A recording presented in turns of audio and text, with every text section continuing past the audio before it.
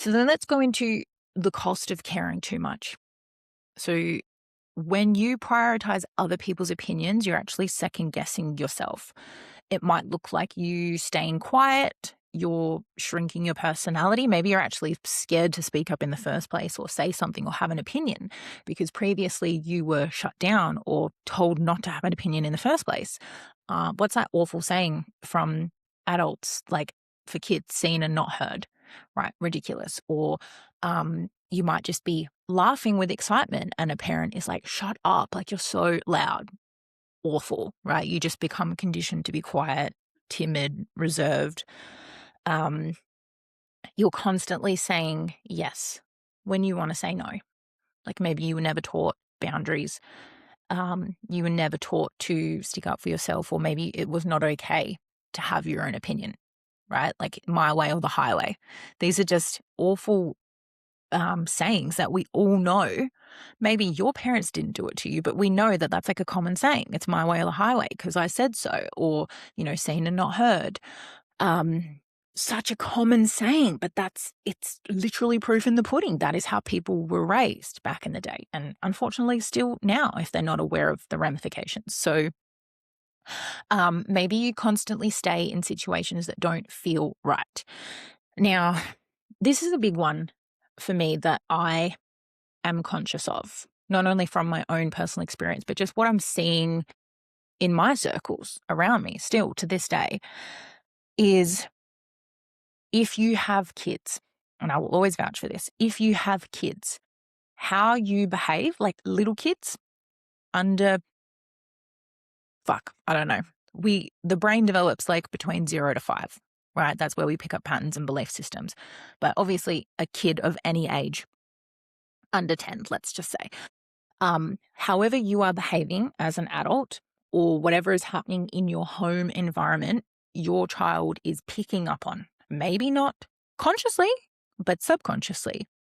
They are little sponges that go, okay, I've seen my parents fight constantly, but they are still together.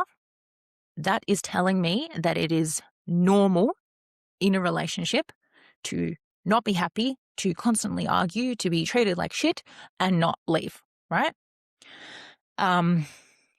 If you grew up in an abusive home, you think that's normal or that's okay. Maybe your gut feeling says it's not okay, but you didn't witness someone taking a stand and trying to leave or like sticking up for themselves. Like, and I don't mean to, I'm not triggering anyone and I don't want anyone to start thinking, well, like they couldn't leave. Like, I'm not trying to go deep like that. I'm just trying to give examples of situations that you may have seen as a child. And it doesn't even have to be super fucking traumatic. Maybe it's just like your parents argued all the time, but one of the parents was always the one like shouting and the other one was very submissive and didn't say anything.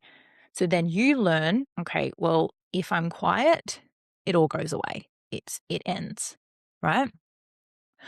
I'm trying to think of like other situations that wouldn't feel right. Here's a big one as well. This is not traumatic. Where did I hear this? I heard this on a podcast. If you are an adult with a kid and you are fearful of taking risks, maybe you want to start a business, you're scared. Maybe you want to leave that job, you're scared. Is there anywhere in your life where you're scared of taking risks?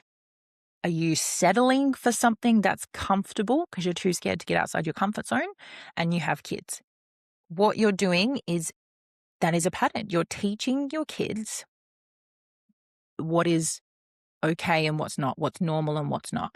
If your kids grow up watching you take risks, you've tried multiple times to start a business and it fails every time, but you fucking get back up the next day and try something different. Imagine what that's teaching your kids.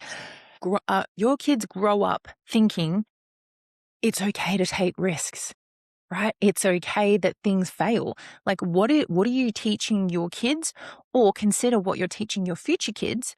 What is your relationship with failure? What is your relationship with rejection, right?